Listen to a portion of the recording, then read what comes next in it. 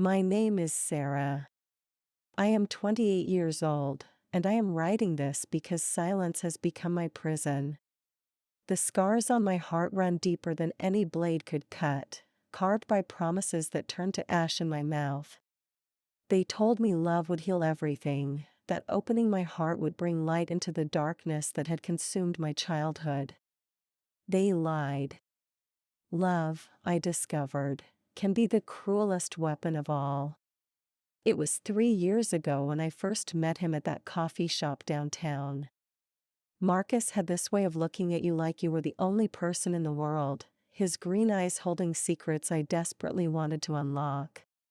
He approached me while I sat alone, nursing my third cup of coffee and pretending to read a book I couldn't focus on. His smile was magnetic, pulling me from the safety of my solitude into a whirlwind I never saw coming.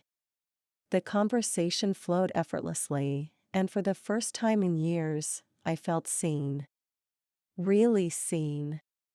He asked about my scars, the visible ones on my arms, without judgment, only curiosity wrapped in genuine concern. I found myself telling him things I had never spoken aloud, about my father's drunken rages and my mother's silent complicity. Marcus listened with an intensity that made me feel important, valued. When he asked for my number, my hands trembled as I wrote it down. That night, I stared at the ceiling wondering if this was what hope felt like. The signs were there from the beginning, but I was so starved for affection that I mistook possession for passion. His constant texting seemed romantic rather than controlling. The way he wanted to know my every movement felt protective instead of suffocating. When he showed up at my workplace unannounced, claiming he just missed me too much to wait until evening, my coworkers giggled about how lucky I was to have someone so devoted. I basked in their envy, finally feeling like I belonged somewhere, with someone. The first month was intoxicating. Marcus showered me with attention I had craved my entire life. He brought me flowers every Tuesday, remembered how I took my coffee, and listened to my dreams of becoming a photographer with an enthusiasm that made them seem achievable. He encouraged me to quit the dead-end retail job that drained my soul, promising he would support me while I built my portfolio. The gesture felt grand, romantic even. I should have questioned why someone I barely knew was so eager to become my financial lifeline. Instead, I interpreted it as love. Real, overwhelming, consuming love. We moved in together after 6 weeks. My friends expressed concern about the speed, but their warnings bounced off my infatuated heart like rain on glass. Marcus had this way of making me feel like we were operating on a different timeline than everyone else, as if our connection transcended conventional relationship milestones. He helped me pack my meager belongings, joking about how little I owned while secretly cataloging every item. I didn't realize he was taking inventory. His apartment was beautiful, modern, with floor-to-ceiling windows that flooded the space with natural light. It felt like stepping into a different life, one where beautiful things happened to me. He cleared space in his closet with ceremony, as if welcoming me home. That first night, lying in his king-sized bed, I felt like I had finally arrived somewhere safe. The irony still cuts deep. Safety was the last thing I would find there. The changes started subtly. He began commenting on my clothes, suggesting I would look better in this or that. His tone remained loving, but there was an underlying current of dissatisfaction that made me second-guess every choice. When I wore something he disapproved of, his mood would shift almost imperceptibly, just enough to cast a shadow over the entire day. I adapted quickly, eagerly even. Pleasing Marcus became my primary occupation, a full-time job I threw myself into with desperate enthusiasm. I studied his moods like a meteorologist tracking storm patterns, learning to read the subtle shifts in his expression that preceded his displeasure. When he smiled, really smiled, the world felt brighter. When he frowned, I scrambled to identify and correct whatever had caused the disturbance in our carefully maintained harmony. My photography took a back seat to his needs. The camera I had saved months to buy gathered dust while I focused on keeping him happy. He said we needed to be practical, that my artistic pursuits could wait until we were more financially stable. The logic seemed sound, but it felt like slow strangulation. Each day I didn't pick up my camera, a piece of my identity withered. Marcus filled that emptiness with his presence, his plans, his vision of our future together. He painted pictures of marriage, children, a house in the suburbs where I would be safe and cared for. The images were seductive, offering everything I had never had: security, belonging, purpose. I clung to these promises like a drowning person clings to debris. The isolation crept in gradually. First, he questioned my friendship with Emma, my closest friend since college. He never forbade me from seeing her, but his mood always soured afterward. He would make cutting comments about her influence on me, suggest that she was jealous of our happiness and trying to sabotage it. The arguments that followed our nights out became so exhausting that I began declining her invitations. It was easier to avoid the conflict than to fight for something that caused him pain. Emma noticed the change, confronted me about my increasing absence from our friend group. I made excuses, blamed work stress and new relationship adjustments. Her concerned eyes held questions I wasn't ready to answer. The first time Marcus raised his voice at me, I was so shocked that I actually laughed. The sound hung in the air between us, inappropriate and tinkling like broken glass. His face transformed, features hardening into something I didn't recognize. The man who had whispered sweet declarations of love just hours before was suddenly towering over me, his presence filling the room with menacing energy. I had burned dinner, something simple and stupid, but the smoke alarm had been shrieking for minutes before I noticed.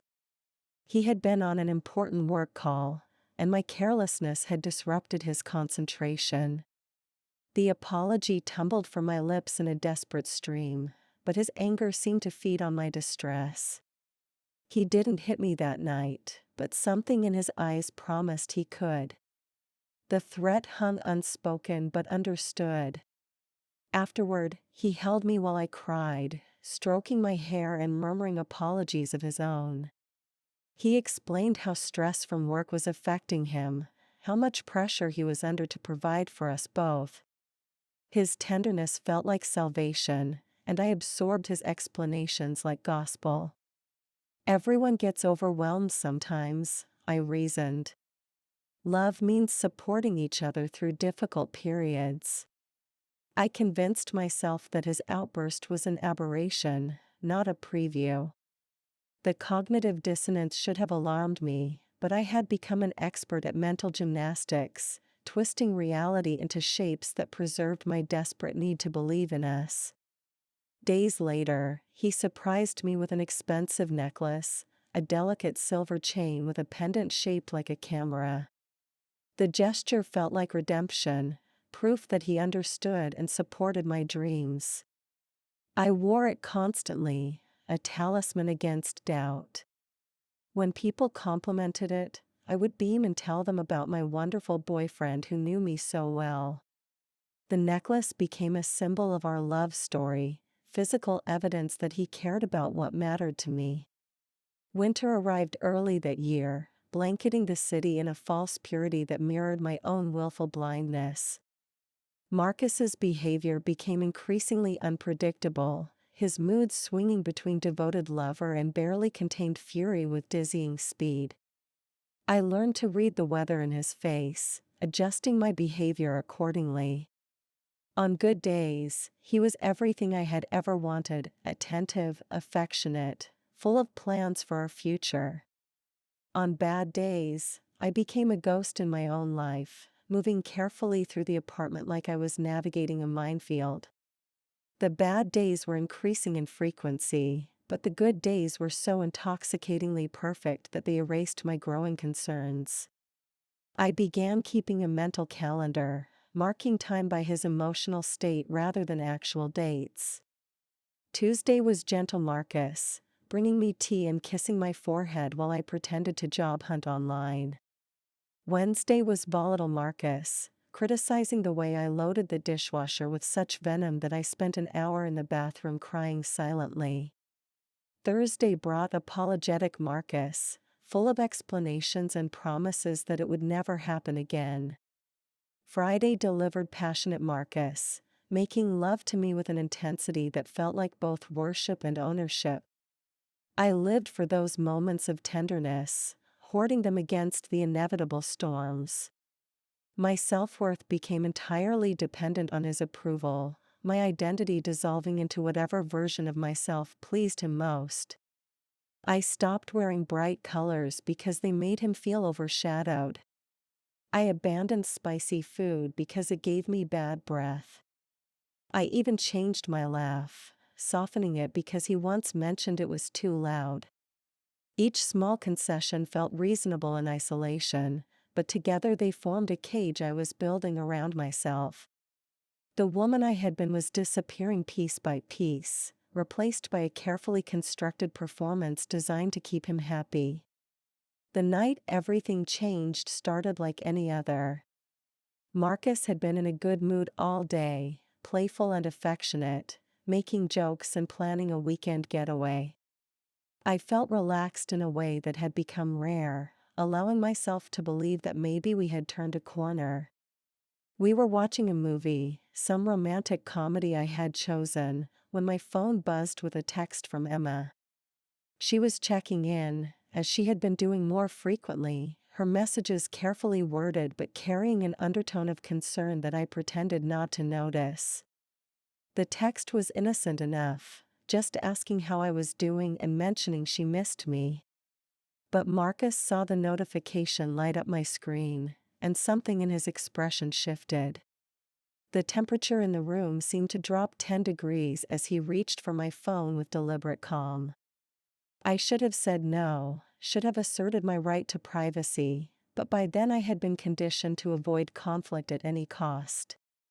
He read the message slowly, then began scrolling through our previous conversations. Weeks of Emma's gentle attempts to maintain our friendship unfolded before his eyes, and I watched his jaw tighten with each swipe. The silence stretched between us like a wire being pulled to its breaking point. When he finally spoke, his voice was quiet, controlled, more terrifying than any shout could have been. He asked why Emma was so interested in my well-being, why she felt the need to check up on me constantly.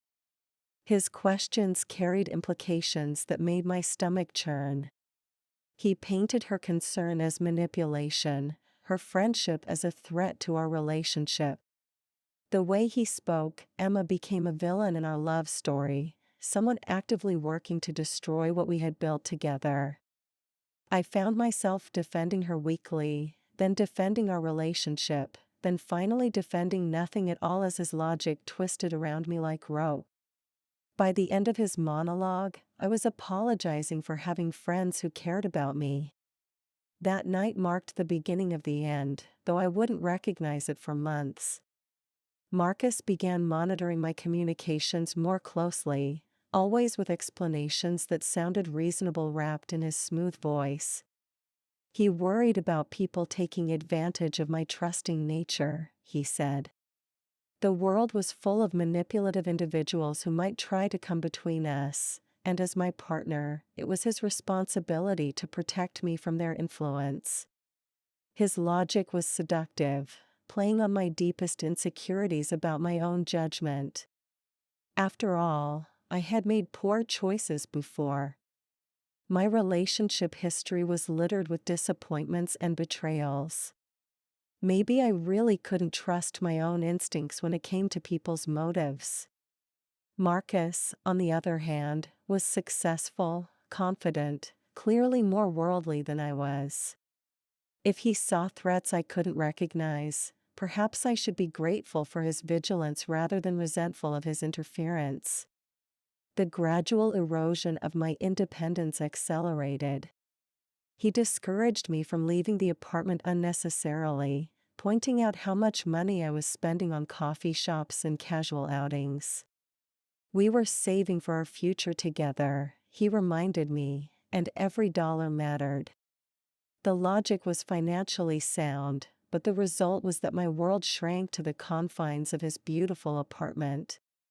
Days passed where I spoke to no one but him, where his voice was the only human contact I received.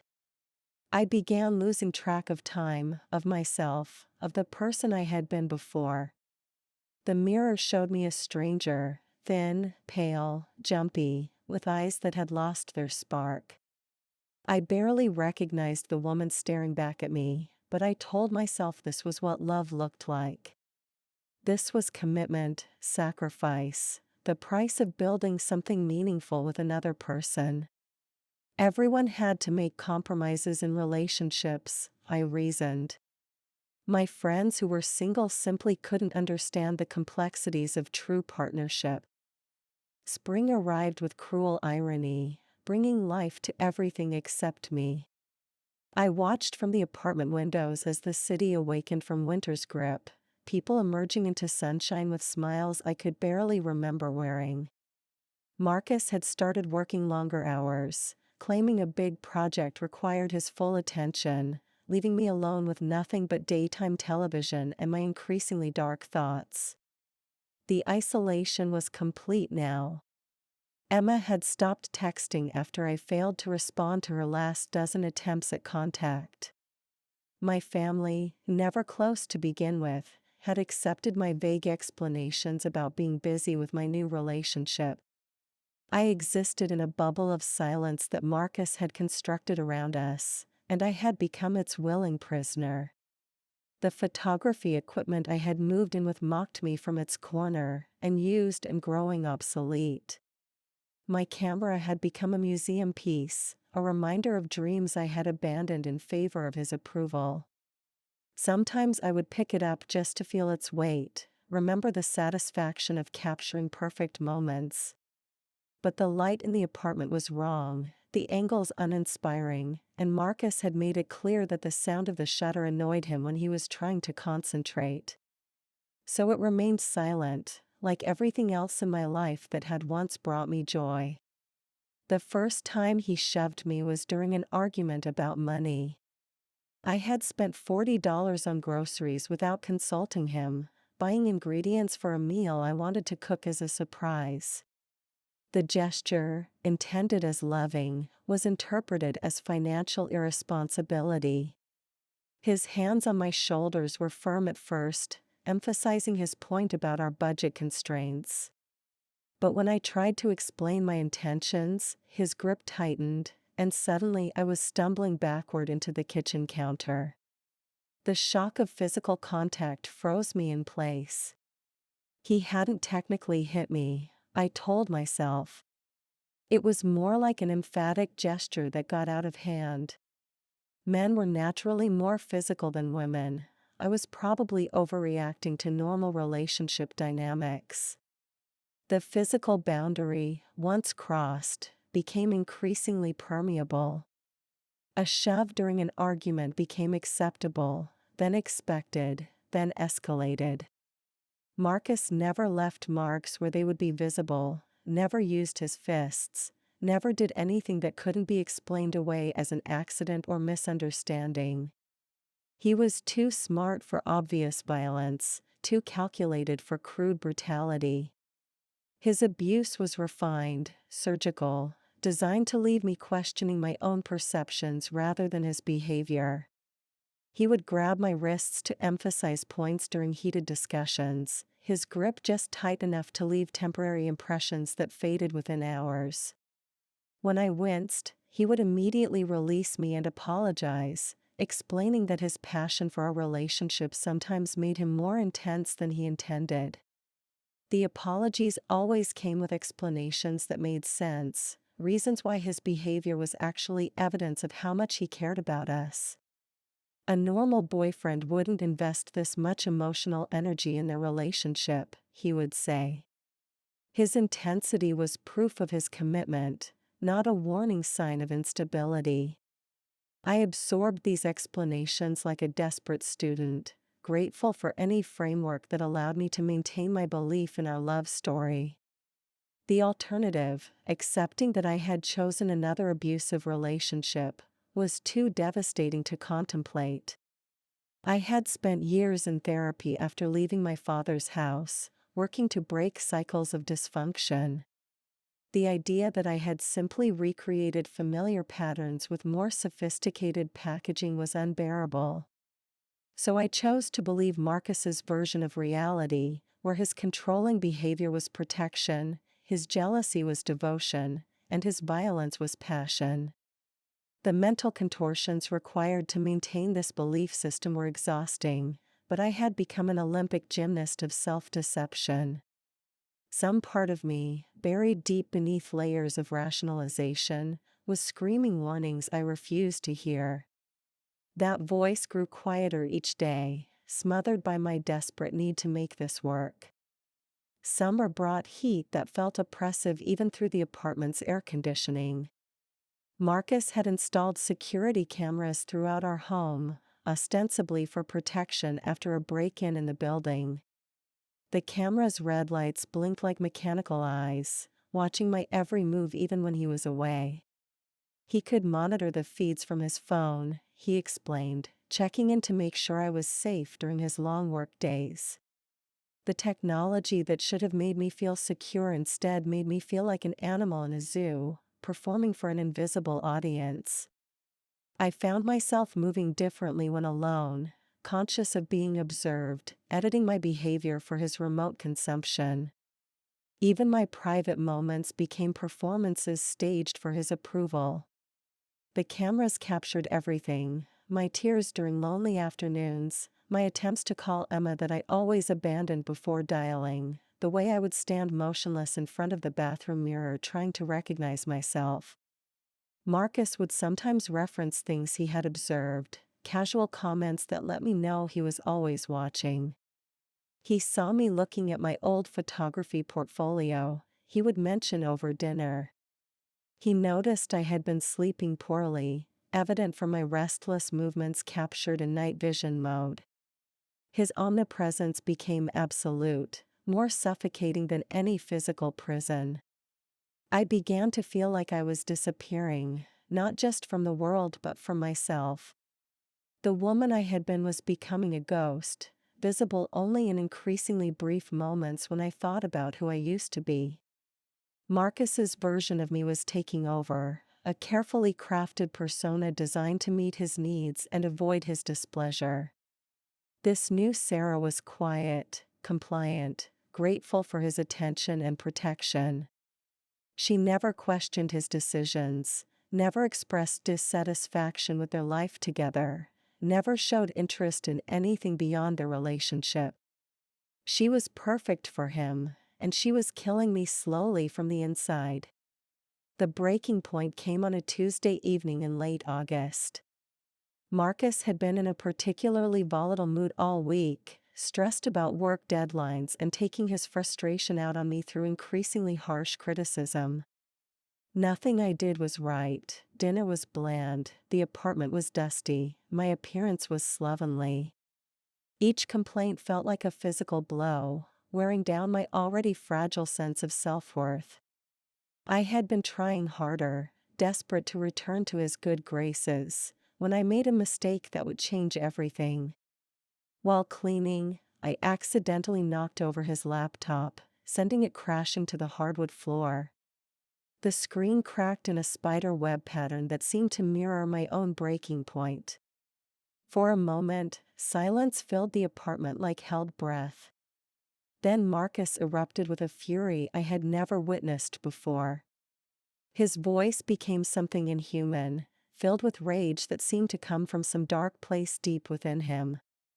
The words he hurled at me were designed to destroy, targeting every insecurity he had carefully catalogued during our relationship. He called me worthless, stupid, a burden he had foolishly chosen to carry. But it was what he said next that finally shattered my illusions about our love. He told me that no one else would ever want me, that I should be grateful he had rescued me from the pathetic life I had been living. He detailed exactly how damaged I was, how my scars, both visible and hidden, made me unlovable to anyone with standards. His cruelty was surgical, precise, delivered with the intimate knowledge of someone who had studied my vulnerabilities for months. As his words washed over me, something inside me finally broke free from the prison of rationalization I had constructed. This wasn't love. This had never been love. Love didn't systematically destroy the person it claimed to cherish. Love didn't require the complete erasure of identity as its price. The man standing before me, face twisted with hatred, was not my salvation but my destruction. The clarity that came with acceptance was both liberating and terrifying. For the first time in months, I saw a relationship clearly, without the filter of desperate hope that had distorted my perception. Marcus was still raging, his anger feeding on itself as he detailed my failures and inadequacies, but his words no longer had the power to wound me. I had heard worse from my father, survived worse than anything this man could deliver. The realization that I had recreated my childhood trauma with someone who claimed to love me was devastating, but it was also oddly empowering. I had survived before, I could survive again. The knowledge of what I needed to do settled over me like armor. I couldn't stay here, couldn't continue this slow-motion suicide disguised as a love story. But I also couldn't simply walk away.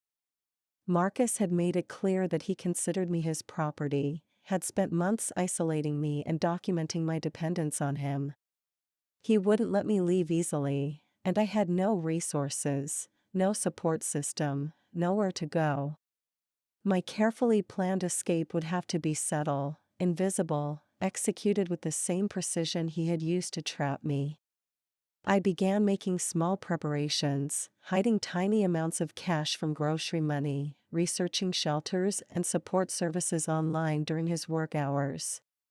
The cameras made everything dangerous, but I learned to use their blind spots, found moments when I could act without being observed. My phone had become his surveillance device, but the apartment building's laundry room had Wi-Fi and no cameras. I began making brief trips there, using the ancient computer in the office area to research my options. Each small act of rebellion felt monumental, like reclaiming pieces of myself I had thought were lost forever. The woman I had been was still there, buried but not dead, and she was angry enough to fight for her freedom. Planning my escape became my secret full-time job, requiring the same dedication I had once applied to pleasing Marcus. I memorized the schedules of his surveillance, learned when he was most likely to be distracted by work calls, identified the exact timing of his routine departures. Every detail mattered. One mistake could cost me the only chance I might get. I contacted a domestic violence hotline from the laundry room computer, speaking in whispers to counselors who understood exactly what I was facing. They helped me develop a safety plan, explaining how to disappear without triggering the dangerous pursuit that often follows escape attempts. The statistics they shared were sobering. Leaving was the most dangerous time for abuse survivors, when controlling partners were most likely to escalate to severe violence. But staying was a death sentence of a different kind, a slow erosion of everything that made me human. I chose the risk of freedom over the certainty of continued destruction. Emma became my lifeline, though she didn't know it yet. Using the laundry room computer, I sent her a carefully worded email that would seem innocuous if Marcus somehow discovered it but would convey my desperation to someone who knew me well. I wrote about feeling nostalgic for our friendship, mentioned that I had been thinking about our college days when we had talked about traveling together. Hidden in the casual reminiscence was a request for help that I prayed she would understand. The response came 2 days later, equally careful but filled with subtext that brought tears of relief to my eyes. She remembered our old dreams, she wrote, and if I ever wanted to revisit them, she would be ready to help make them reality. The code was simple but effective. She was offering me a way out, no questions asked. The final piece of my escape plan involved retrieving my photography equipment, the only things I owned that had real value. Marcus had dismissed my camera as a worthless hobby, which made it invisible to him as an asset. The morning I chose for my escape was deliberately ordinary. Marcus left for work at his usual time, kissing me goodbye with the same possessive intensity that had once felt romantic but now made my skin crawl. I waited exactly 37 minutes after his departure, the amount of time it took him to reach his office and become absorbed in his morning routine. Moving with practiced efficiency, I gathered the small bag I had hidden in the back of the closet, packed with essentials and the few documents I had managed to secure. My hands shook as I removed the silver necklace he had given me, the one with the camera pendant that had symbolized his understanding of my dreams. Leaving it on the kitchen counter felt like shedding skin, abandoning the last symbol of the fiction I had lived in for so long. The photography equipment was heavier than I remembered, but I managed to carry it all in 2 trips to the stairwell. Emma was waiting in her car at the building's back entrance, her face a mask of controlled concern that broke into relief when she saw me emerge. We didn't speak during the first 20 minutes of driving, both understanding that words could trigger the emotional breakdown I couldn't afford yet. I needed to get far enough away before I allowed myself to feel the full weight of what I was leaving behind. The apartment I had called home for over a year contained most of my possessions, all of my recent history, the only relationship that had ever made me feel wanted. Walking away from it felt like amputating part of myself, but I knew staying would mean losing everything that actually mattered. As the city blocks passed outside the car window, I felt something I hadn't experienced in months: hope. It was fragile, tentative, mixed with terror about what came next, but it was real. The woman Marcus had tried to erase was still alive somewhere inside me, and she deserved a chance to exist again. The women's shelter where Emma took me was nothing like I had imagined. Instead of the grim institutional building I had pictured, it was a converted house in a quiet neighborhood, carefully nondescript to avoid attracting attention. The director, a woman named Maria who had survived her own nightmare marriage, explained their security protocols with efficiency that spoke of hard-won experience. New residents were given code names, their real identities protected even from other shelter inhabitants. I became Rebecca for the duration of my stay, a temporary identity that felt both liberating and strange. The other women there carried themselves with a particular kind of wariness I recognized immediately, the hypervigilance of people who had learned that safety was never guaranteed.